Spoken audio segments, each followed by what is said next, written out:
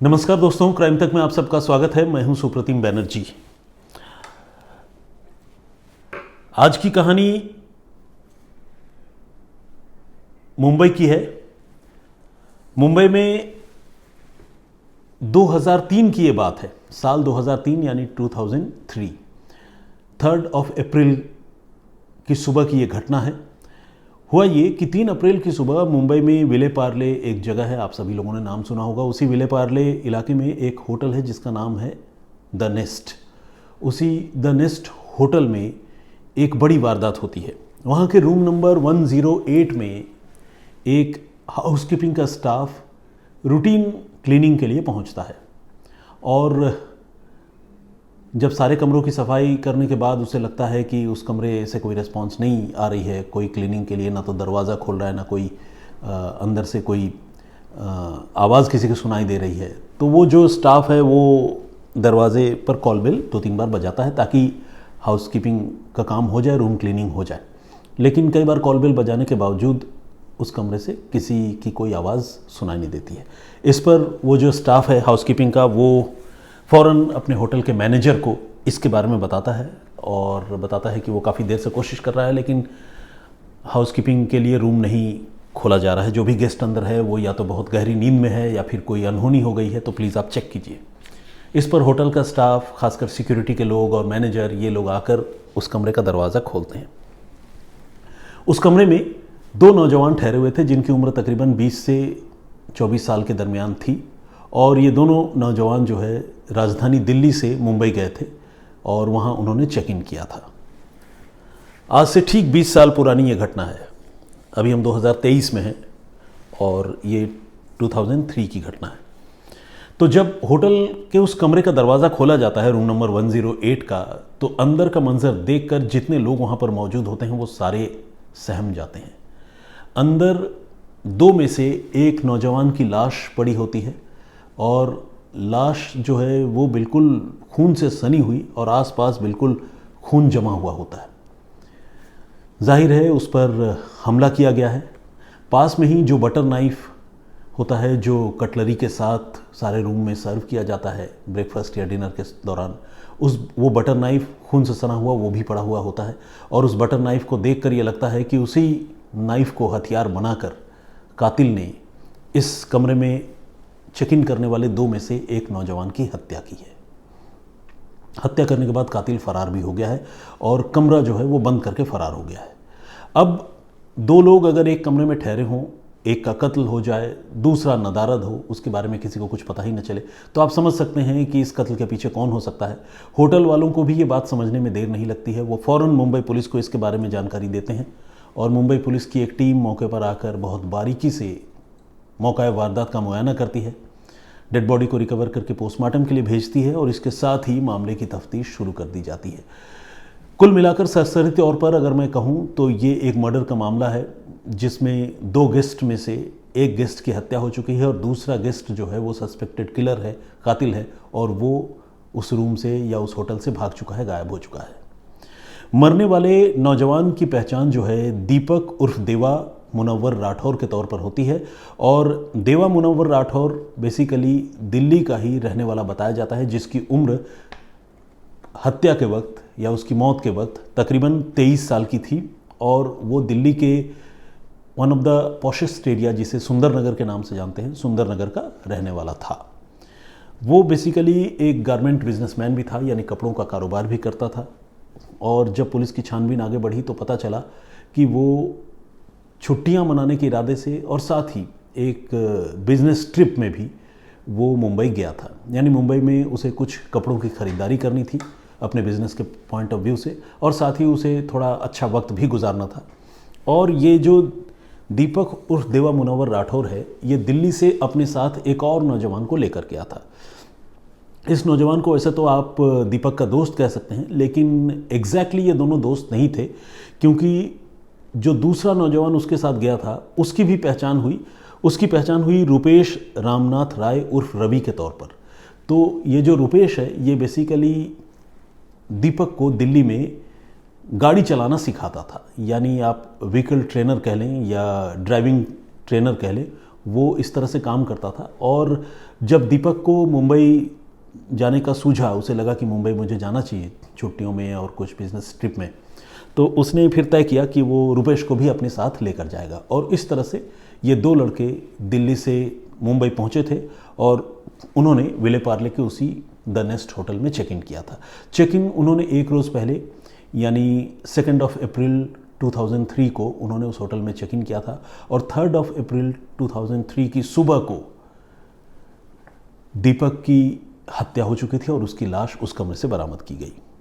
अब पुलिस ने जब छानबीन शुरू की तो ऑब्वियसली, जैसा कि मैंने आपको बताया कि ये एक ओपन एंड शट केस था और रुपेश की तलाश पुलिस जो है पहले ही दिन से करने लगी। पुलिस ने रुपेश का पता निकाला और दिल्ली में जो उसका एड्रेस था उस एड्रेस पर मुंबई पुलिस की एक टीम ने दबिश दी। लेकिन जाहिर है, अगर मान लीजिए रुपेश ने ही कत्ल किया है, जैसा कि इस पूरे सीन ऑफ क्राइम को देखने से लगता था, तो फिर कातिल अपने घर में रुककर पुलिस वालों का इंतज़ार तो करेगा नहीं। तो रुपेश दिल्ली के अपने लोकल एड्रेस से या लोकल ठिकाने से वो गायब हो चुका था, फरार हो चुका था। अब पुलिस ने उसके बारे में और जानकारी जुटाने की शुरुआत की। दीपक के परिवार वालों से भी पुलिस ने कांटेक्ट किया और रुपेश के बारे में जो और जानकारी पुलिस को मिली वो पता चला कि रुपेश बेसिकली रहता तो बेशक दिल्ली में था, लेकिन दिल्ली का रहने वाला नहीं था, बल्कि वो रहने वाला था मुजफ्फरपुर, बिहार का। मुजफ्फरपुर में एक गांव है जिसका नाम है भरथुआ। उसी भरथुआ गांव से उसका ताल्लुक़ था और रुपेश जो है पिछले कई सालों से दिल्ली में ही रहकर जो है कामकाज किया करता था। और इस बार उस पर इल्ज़ाम लगा था कि उसने मुंबई में हत्या की है और वहाँ से वो गायब हो गया है। तो पुलिस की एक टीम जो है इस कत्ल की घटना के बाद रुपेश को तलाशती हुई बिहार के मुजफ्फरपुर ज़िले के भरथुआ गांव भी पहुंची। वहां रुपेश के परिवार के लोग तो मिले ज़रूर, लेकिन रुपेश का कोई पता ठिकाना उस गांव से या उसके घर वालों से पूछताछ करने के बावजूद पुलिस को नहीं मिल पाया। इस बीच पुलिस लगातार तफ्तीश करती रही, रुपेश को तलाशती रही, लेकिन लाख कोशिश करने के बावजूद रुपेश न तो मुंबई में मिल रहा था, न दिल्ली में मिल रहा था और न ही बिहार में मिल रहा था। तो पुलिस के लिए एक तरह से रुपेश जो है, या आप कह लें कि दीपक मर्डर केस का जो एक्यूज्ड है, वो एक तरह से एक छलावा बन चुका था, एक पहेली बन चुका था जिसे पुलिस किसी भी कीमत पर पकड़ नहीं पा रही थी। इस तरह धीरे धीरे दिन, महीने, साल गुजरते रहे और आपको जानकर हैरानी होगी कि पिछले 20 सालों में मुंबई पुलिस की टीम ने कम से कम 15 बार बिहार का चक्कर लगाया और बिहार के मुजफ्फरपुर के भरथुआ गांव में जाकर रुपेश के बारे में जानकारी जुटाने की कोशिश की। हर बार उसे भरथुआ गांव से, रुपेश के गांव से निराशा हाथ लगती थी और घर वाले, गांव वाले सारे लोग रुपेश के बारे में कोई भी जानकारी होने की बात से मना करते थे। घर वाले कहते थे कि वो तो उनके टच में ही नहीं है, आप ही आते हैं तो फिर रुपेश की याद आती है, हमें तो पता ही नहीं कि हमारा बेटा कहाँ है, वो क्या करता है, कहाँ जाता है, अगर आपको पता चले तो आप हमें बता दीजिएगा। तो इस तरह से घर वालों की तरफ से भी पुलिस को कोई कोऑपरेशन जो है रुपेश के लोकेशन या उसके वेयर अबाउट्स के बारे में बिहार से नहीं मिल पाता था। लेकिन पुलिस ने ये जो कोशिश करने का सिलसिला है उसे बंद नहीं किया। इस बार यानी 2023 में, इस साल, पुलिस की एक टीम फिर से मुजफ्फरपुर के भरथुआ गांव पहुंची और रुपेश के घर वालों से पुलिस टीम ने बातचीत की। लेकिन रुपेश के घर वालों ने वही बात कही कि हमें नहीं पता हमारा बेटा कहाँ है और हम तो सालों से ढूंढ रहे हैं। कुल मिलाकर घर वाले बिल्कुल कोऑपरेट नहीं करते थे। लेकिन इस बार पुलिस टीम ने थोड़ा सा अपने इन्वेस्टिगेशन को और चेंज करने का या उसमें मॉडिफिकेशन करने का फैसला किया और इसी कड़ी में पुलिस ने रुपेश के जो घर वाले हैं, जो वहाँ रहते हैं गांव में, भरथुआ में, बिहार में, उनके घर वालों के पास जो मोबाइल फ़ोन्स थे उन सारे लोगों के मोबाइल नंबर पुलिस ने अरेंज किए। खुफिया तरीके से ही अरेंज किए। घर वालों को बताकर मोबाइल नंबर अगर लेते तो जाहिर सी बात है शायद इन्वेस्टिगेशन में दिक्कत होती और वो लोग सजग हो जाते, क्योंकि अगर वो वाकई रुपेश के साथ मिले हुए हैं और सच्चाई छुपा रहे हैं तो फिर उनसे जो है रुपेश के बारे में ही जानकारी लेना और उनसे मोबाइल नंबर लेना ये सही तरीका नहीं हो सकता था। तो खैर, पुलिस ने ये जो मोबाइल नंबर कलेक्ट किया, उस मोबाइल नंबर के सहारे पुलिस ने अब इस मामले की तफ्तीश आगे बढ़ाने का फैसला किया। इसमें रुपेश के घर के कई लोगों के मोबाइल नंबर थे। पुलिस ने जब उन मोबाइल नंबरों पर होने वाली बातचीत की जानकारी जुटाने की शुरुआत की और उसका कॉल डिटेल रिकॉर्ड, जिसे शॉर्ट फॉर्म में CDR कहते हैं, जब CDR पुलिस ने उसकी निकलवाई तो पुलिस ने एक चीज़ नोटिस किया कि घर के सारे लोग एक पर्टिकुलर नंबर से बात करते हैं जो नंबर महाराष्ट्र में ही कहीं एक्टिव है। और जिस नंबर पर बात होती है वो नंबर जो है किसी अतुल विजय केडिया नाम के आदमी की है। घर वाले कुल मिलाकर केडिया से ये बात करते थे, अतुल विजय केडिया से। पुलिस के लिए ये एक हैरानी वाली बात थी, क्योंकि इनका मुंबई से या महाराष्ट्र से और कोई ताल्लुक नहीं था इस परिवार का, रुपेश के परिवार का। लेकिन वो महाराष्ट्र मुंबई में किसी आदमी से बात करते थे जिसका नाम अतुल विजय केडिया है। तो ये अतुल विजय केडिया नाम का आदमी कौन हो सकता है, ये पुलिस के लिए अपने आप में एक रहस्य था और पुलिस के लिए इस पहेली को सुलझाना भी ज़रूरी था। पुलिस ये भी सोचती रही कि जो रुपेश राय परिवार के लोग हैं, अब राय एक अलग सरनेम है, बिहार में एक अलग समाज के लोग हैं वो, और केडिया जो है एक अलग समाज है, अलग सरनेम है, तो ये रुपेश तो नहीं हो सकता है। ये शुरुआती छानबीन में पुलिस को लग रहा था, लेकिन पुलिस को इस बात की हैरानी भी थी कि परिवार के लोग इस अतुल विजय केडिया से बातचीत क्यों करते हैं और वो भी रेगुलर क्यों बातचीत करते हैं। तो पुलिस जो है थोड़ा ज़्यादा क्यूरियस हो गई उस मामले के बारे में और पता करने के लिए। और इसी कड़ी में पुलिस ने पहले जिस तरह से घर वालों का मोबाइल नंबर जुगाड़ किया था, पता किया था, उसी तरह से अतुल विजय केडिया का मोबाइल नंबर तो सीडीआर की जांच में ही पुलिस को पता चल गया। अब पुलिस ने उस नंबर की डिटेल निकालने की शुरुआत की, और जब उस नंबर का डिटेल पुलिस ने निकाला तो पता चला कि वो नंबर जो है मुंबई के ठाणे इलाके में एक्टिव है, और ठाणे इलाके में भी एक ख़ास लोकेशन पर वो नंबर जो है वो एक्टिव है। वहाँ से वो इधर उधर ट्रैवल भी करता है। ऑफ कोर्स जब मोबाइल फ़ोन है और उसको यूज़ करने वाला कोई आदमी है तो जाहिर सी बात है वो आदमी एक जगह टिक कर तो रहेगा नहीं, कहीं आएगा जाएगा भी। लेकिन उसका जो मेन सेंटर पॉइंट था वो ठाणे में ही वृंदावन सोसाइटी नाम की एक जगह है, वहाँ पर था। अब पुलिस जो है ये वृंदावन सोसाइटी के आसपास के इलाके में जो है अतुल विजय केडिया नाम के आदमी की तलाश शुरू करती है, और उसके एड्रेसेस वगैरह को वेरीफाई करती हुई पुलिस फाइनली एक मिठाई की दुकान में जाकर पहुंचती है।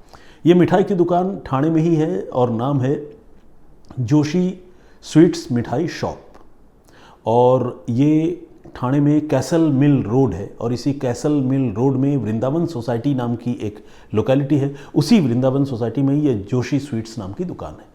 पुलिस जब यहाँ पहुँचती है अतुल विजय केडिया का पता करती हुई, तो वहाँ पर अतुल विजय केडिया पुलिस को मिल जाता है। अतुल विजय केडिया की उम्र तकरीबन 42 साल के आसपास है। अब पुलिस को चूंकि शक है कि ये अतुल विजय केडिया बनकर जो आदमी यहाँ पर छुपा हुआ है वही उनका मुलजिम रुपेश राय है, तो पुलिस जो है अतुल को हिरासत में लेती है, और जो दुकान के मालिक हैं उनसे भी पुलिस बातचीत करती है और पूछती है अतुल के बारे में। तो दुकान के मालिक और दुकान के जो कर्मचारी हैं वो सारे लोग जो है किसी भी रुपेश राय को जाने से मना करते हैं, और वो कहते हैं कि अतुल उनका पुराना एम्प्लॉय है, कई सालों से यहाँ काम कर रहा है, और अतुल के सारे documents, Aadhaar card, I card, सब कुछ उनके पास है। तो पुलिस जो है वो आधार कार्ड, आई कार्ड और दूसरे डॉक्यूमेंट्स चेक करती है, और वाकई अतुल विजय केडिया के नाम से ही वो तमाम डॉक्यूमेंट्स वहाँ पर पुलिस के हाथ लगते हैं। लेकिन जब पुलिस और सख्ती से उसको वेरीफाई करती है, उसके वेराबाउट्स के बारे में, उसके गांव के बारे में, उसके पुश्तैनी मकान के बारे में, उसके पेरेंट्स के नाम के बारे में, तो फिर धीरे धीरे उसकी झूठ खुलती जाती है। आप ये समझ सकते हैं कि कोई आदमी अपनी पहचान तो बदल सकता है, अपना नाम चेंज कर सकता है, अपना सरनेम चेंज कर सकता है, अपना लोकल एड्रेस चेंज कर सकता है, नए नाम से आई कार्ड बदल सकता है, लेकिन अपने परिवार के लोगों का नाम कैसे बदलेगा? अपने पेरेंट्स का नाम वो कहाँ तक बदलेगा, कैसे बदलेगा? गाँव के नाम और जो पुश्तैनी मकान है वहाँ का नाम वो कैसे बदलेगा? तो इस तरह से पुलिस जब एक एक करके उससे सवाल पूछती है तो एक मुकाम, एक जंक्चर ऐसा भी आता है जहाँ पर अतुल विजय केडिया जो है वो टूट जाता है, और वो ये कबूल कर लेता है कि वही असल में रुपेश राय है। जी हाँ, आज से 20 साल पहले जो नौजवान अपने ही एक दोस्त का कत्ल करके फरार हो गया था वो रुपेश राय 20 साल बाद मुंबई पुलिस की गिरफ्त में आता है, ठाणे से पकड़ा जाता है, और एक बिल्कुल ही नए पहचान के साथ अतुल विजय केडिया के नाम से उसकी गिरफ्तारी होती है।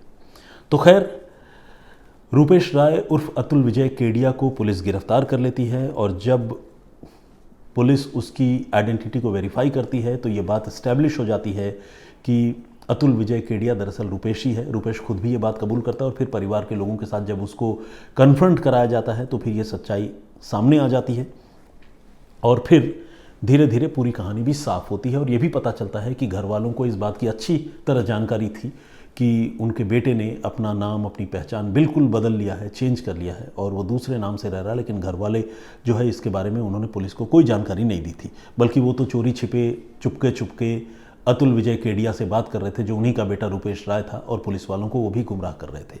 तो खैर, पुलिस जाहिर है उनके खिलाफ भी अब कार्रवाई करेगी, लेकिन अब जब इससे पूछताछ हुई, क्योंकि बहुत पुराना 20 साल पुराना मर्डर केस था, इससे पूछताछ हुई कि भाई तुम इतने सालों तक कहाँ रहे, कैसे तुमने अपनी आइडेंटिटी चेंज की और क्यों तुमने कत्ल किया, तो इसने जो एक एक करके पूरी कहानी बताई वो जानना भी बहुत ही अहम है।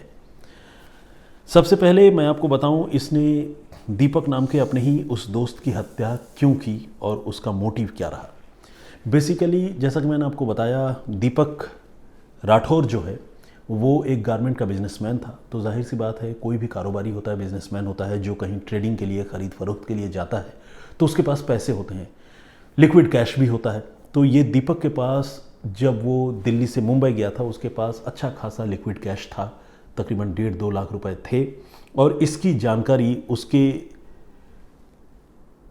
उसके आप कह लीजिए को एसोसिएट कह लीजिए या दोस्त कह लीजिए, रुपेश को भी थी, और रुपेश की नज़र इन रुपयों पर थी। रुपेश ने यह तय कर लिया कि जब भी उसे मुंबई में पहुंचने के बाद मौका मिलेगा, वो दीपक को मार देगा और दीपक से रुपए लूटकर फरार हो जाएगा।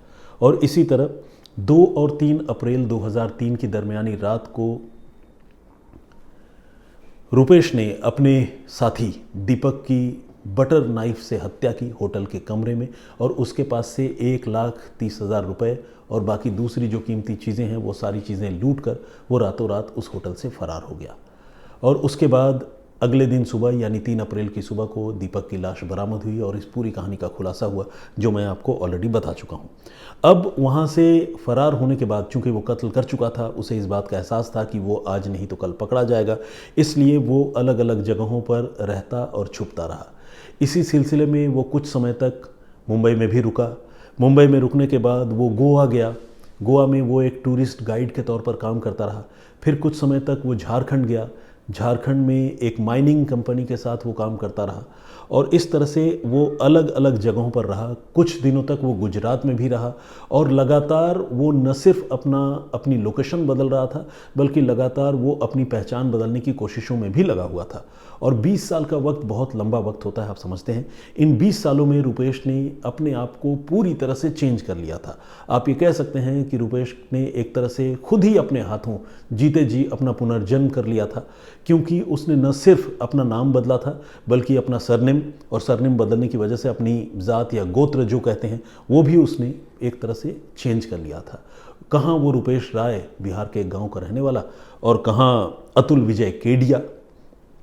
लेकिन इस नए नाम के साथ वो पुलिस को छकाने में काफ़ी हद तक कामयाब रहा और तकरीबन 20 सालों तक वो जो है पुलिस को गुमराह करता रहा।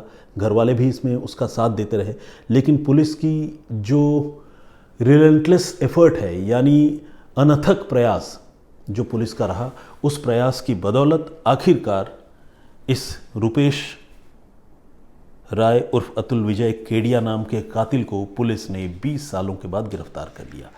जब उसने अपने साथी दीपक उर्फ देवा मुनव्वर राठौर की हत्या की थी, तब उसकी उम्र जो है, रुपेश की उम्र यानी कातिल की उम्र 23 साल की थी। और आज जब पुलिस ने उसे गिरफ्तार किया है तो वो 43 ईयर्स का है, यानी एक मैच्योर मैन बन चुका है, एक नौजवान लड़के से तब्दील होकर, बदलकर उम्र के साथ।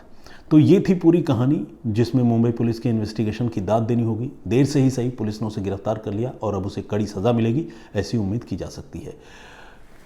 इससे पहले कि मैं अपनी जो प्रीवियस स्टोरी है उसमें जो आप लोगों ने कमेंट्स किए थे वो कमेंट्स पढ़ूं, मैं आप लोगों को ये बताना चाहता हूं कि मैं एक दिन की छुट्टी पर रहूंगा और एक दिन की छुट्टी पर रहने की वजह से बुधवार को मेरा ये जो दोपहर का वीडियो होता है वो शायद आप लोगों को देखने को न मिले, तो प्लीज़ मेरी इस गैर हाज़िरी को आप सब कंसीडर कीजिएगा। मैं गुरुवार से फिर से आप लोगों के सामने जिस तरह मैं हाजिर होता हूँ रेगुलर, उसी तरह हाजिर हो जाऊँगा।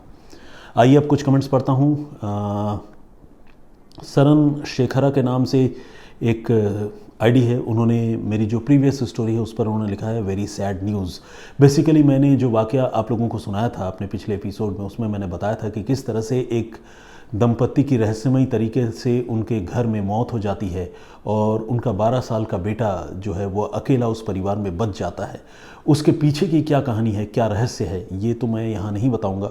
जिन लोगों ने उस वीडियो को अब तक नहीं देखा है उनसे रिक्वेस्ट है कि आप क्राइम तक के वीडियो सेक्शन में जाकर स्क्रॉल डाउन करके या फिर सुप्रतिम बनर्जी सुप्रतिम से सुनिए का एक प्लेलिस्ट भी अब बन चुका है, उस प्लेलिस्ट में जाकर आप मेरे उस वीडियो को देख सकते हैं। लेकिन वो कहानी बड़ी दर्दनाक है। उस कहानी का खुलासा नहीं करते हुए मैं जिन लोगों ने कमेंट किया है उनके कुछ नाम लेना चाहूँगा। होसन्ना जी हैं, इन्होंने कमेंट किया है और इन्होंने लिखा है the incident was really emotional and the way you narrated was more touchy and sorrowful that tears filled in our eyes. बिल्कुल आपकी बात सही है। इनफैक्ट जब वो कहानी, वो वाक़या मैं आप लोगों को बता रहा था तो उस सिचुएशन को मैं भी फील कर रहा था। आप सोचिए कि 12 साल का एक छोटा सा बच्चा घर में अपने माँ बाप के साथ रहता हो, माँ बाप की रात को मौत हो जाती हो और सुबह जब वो बच्चा उठता हो और अपने पेरेंट्स को जगाने की कोशिश करता हो, 1 बार 2 बार 3 बार, तमाम कोशिश करने के बावजूद जब पेरेंट्स जगते नहीं हों, जब उनकी मौत के बारे में उस बच्चे को पहली बार पता लगता होगा तो उसके दिल में कैसी तकलीफ़ होती होगी, एक छोटे से बच्चे को कैसा झटका या सदमा लगता होगा, ये सोच कर ही जो है कलेजा फट जाता है। वो जो कहानी मैंने आपको सुनाई थी वो कहानी ऐसी है जिसने वाकई आप सारे लोगों को बहुत दुखी किया है। ऑफ कोर्स मेरा इरादा आप लोगों को दुखी करना या रुलाना नहीं था, लेकिन सच्चाई से वाकिफ़ करना था। मैं भी उस कहानी, उस वाक़े को सुनकर या जब मैं रिसर्च कर रहा था उसके बारे में पढ़कर बहुत दुखी था।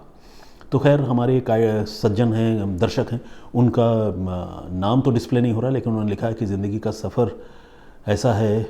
उन्होंने वो फिल्म का गाना लिखा है जो वाकई बड़ा मौजू है। उन्होंने लिखा है ज़िंदगी का सफ़र है एक ऐसा सफ़र, कोई समझा नहीं कोई जाना नहीं। बिल्कुल आपकी बात सही है। दीपक पटेल जी का भी कमेंट आया है और इन्होंने कहा है कि ऐसी कहानी दोबारा न सुनाएं, बहुत दुख होता है। बात आपकी सही है दीपक जी, लेकिन मैं क्या बताऊं, काश कि ऐसी कहानी दोबारा सुनाने का मौका न मिले। मीता भट्टाचार्य जी मेरे होम टाउन से हैं और मेरे गार्जियन की तरह हैं। उन्होंने बड़ा लंबा कमेंट किया है, हिंदी में लिखा है और उन्होंने डॉक्टरों को मोटिवेट करने की बात कही। उन्होंने कहा है कि अगर डॉक्टर अपनी जिम्मेदारी निभाने लगे, लोगों का इलाज जो है थोड़ा सेल्फलेस तरीके से करने लगे। देखिए पैसा तो हर किसी की ज़रूरत है, इसमें कोई दो राय नहीं है, लेकिन एडुकेशन और हेल्थ जैसे फील्ड में लोगों को पैसे से ऊपर उठकर थोड़ा काम करने की ज़रूरत है, ऐसा मैं व्यक्तिगत रूप से मानता हूँ। क्योंकि ये वो क्षेत्र है जहाँ पर इंसान की जिम्मेदारी दूसरे फील्ड में काम करने वाले लोगों की जिम्मेदारी के मुकाबले कहीं बहुत ज़्यादा होती है, क्योंकि उनकी सर्विस जो है वो डायरेक्टली टू ह्यूमैनिटी होती है। मानवता की सेवा करने के लिए ही कोई इंसान डॉक्टर बनता है। अगर कोई डॉक्टर जो उस पेशे में आ रहा हो, अगर वो कहे कि नहीं मैं तो जैसे कहते हैं ना कि नोट कमाने के लिए आ रहा हूँ, तो ये बड़ा ही रूड साउंड करता है। तो कोई अगर डॉक्टर बनता है तो वो यही कहता है कि मैं सर्विस टू द मैनकाइंड करूँगा। तो अगर ऐसी थॉट जो है किसी डॉक्टर के बनने के पीछे होती है तो फिर उस डॉक्टर को वो थॉट जो है अपने करियर में भूलना नहीं चाहिए। ये बहुत इंपॉर्टेंट बात है। संदीप तूर जी का भी कमेंट आया है, बहुत बहुत स्वागत है आपका। ये ऑस्ट्रेलिया से हैं और इन्होंने लिखा है I am living in Australia and here no difference between private and government hospitals, same cost of treatment if you are not citizen here the insurance will cover all और in any case you can not pay they will do everything save you ask you pay when you can so. I hope you understand. उनके कहने का मतलब ये है कि वहाँ पर जो है मेडिकल सिस्टम हमारे देश की तरह नहीं है। वहाँ प्राइवेट और गवर्नमेंट के मेडिकल के स्टैंडर्ड्स ऑलमोस्ट एक जैसे हैं और अगर किसी के पास पैसा नहीं है तो इंश्योरेंस के सहारे जो है वो अपना ट्रीटमेंट करा सकते हैं। चिंतामन सराफ जी का कमेंट आया है, तो खैर बहुत बहुत स्वागत आपका। राहुल दांगी जी ने भी कमेंट किया है। खाने दिल के नाम से एक आईडी उन्होंने कमेंट किया है। अनीता दाहिया जी, महेश करकर जी का भी कमेंट है, बहुत स्वागत आपका। मरियम मोहम्मद जी, उन्होंने वेरी सैड स्टोरी लिखा है। साजिद मिर्ज़ा साहब ने आदाब कहा है, मेरी ओर से भी आदाब आपको। दीपक राव जी का भी कमेंट है और उन्होंने भी अपनी बात बताई है। रेखा भट्ट जी, उन्होंने लिखा बहुत दुख भरी कहानी है, ऐसा किसी के साथ न हो। सुप्रिया पाटिल जी ने कहा है कि अभी बेटा किधर है जिसके साथ वो घटना हुई थी। देखिए मैंने आपको बताया है कि वो जो 12 साल का छोटा सा बच्चा है उसकी एक बड़ी बहन भी है जिसकी शादी हो चुकी है, तो जाहिर है एक्सटेंडेड फैमिली में और लोग होंगे। बेटा फ़िलहाल उनकी कस्टडी में होगा, ऐसा हम मानकर चलते हैं। मदन लाल जी का भी कमेंट आया है। घर बार के नाम से काइडी, उन्होंने भी कमेंट किया है। गुरप्रीत सिंह जी हैं, नूरुद्दीन शेख और मंगल चांद सिंह गलकर, इन्होंने भी अपनी बात रखी है। सुहेल काजीपू, इस तरह से एक सरनेम है, मैं एग्जैक्टली नाम प्रोनाउंस नहीं कर पा रहा हूँ, गुस्ताखी माफ़। और बी योर ओन वर्जन के नाम से एक आईडी है, उन्होंने लिखा है कि आज की स्टोरी बेहद दर्दनाक है। मनीष कुमार मांडवी जी ने भी अपनी बात रखी है, उन्होंने जोहार कहा है। इनका ताल्लुक झारखंड या छत्तीसगढ़ से ज़रूर होगा, जोहार कह के विश कर रहे हैं। विनोद बीरखानी जी का भी कमेंट आया है, और भारती मप्पा के नाम से एक हमारी दर्शक हैं, उन्होंने भी अपनी बात रखी है। तो बहुत बहुत स्वागत है आप सारे लोगों का। मामूनी बोरगोहां रेगुलर कमेंट करती हैं, आपका भी बहुत स्वागत करता हूं मैं। बहुत सारे लोगों ने कमेंट किया है, और जो कहानी मैंने आपको पिछले एपिसोड में सुनाई थी वो वाकई दिल को छू लेने वाली कहानी है। अगर आप में से किसी ने भी उस कहानी को मिस किया हो तो आपसे गुजारिश है कि उस कहानी को एक बार सुनिएगा ज़रूर, और ये सोचिएगा कि हम जो है अपनी तरफ से क्या कंट्रीब्यूट कर सकते हैं, और कैसे हमारे देश में मेडिकल और हेल्थ केयर सिस्टम को बेटर बनाया जा सकता है। कैसे जो पॉलिटिकल लीडर्स हैं उनकी अकाउंटेबिलिटी और ज़्यादा फिक्स की जा सकती है, क्योंकि वो हमारे वोट से चुनकर वहाँ तक पहुँचते हैं, तो उनकी जवाबदारी बनती है कि वो लोगों को जो है सोशल सिक्योरिटी प्रोवाइड कराएं। वेलफेयर स्टेट का कॉन्सेप्ट है भारत में, लेकिन मुझे लगता है कि धरातल पर शायद उतना नहीं है जितना होना चाहिए। तो खैर, आज के लिए इतना ही। आज जो वाकया या कहानी मैंने आप सबको सुनाई, इस पर आप लोगों की राय क्या है, प्लीज़ कमेंट बॉक्स में लिख के ज़रूर बताइएगा। और मैं एक बार फिर जाने से पहले आप लोगों को बता दूं कि मैं एक दिन की छुट्टी पर रहूँगा, तो अब आपसे गुरुवार को यानी बृहस्पतिवार को मेरी आप लोगों से मुलाकात होगी। बुधवार को शायद मेरा कोई एपिसोड आप न देख पाएँ, तो एक दिन के लिए आप लोगों से मैं इजाज़त लेना चाहता हूँ। तो फिलहाल भी मुझे इजाज़त दीजिए। अपना बहुत ख्याल रखिए, सुरक्षित रहिए। जय हिंद, जय भारत।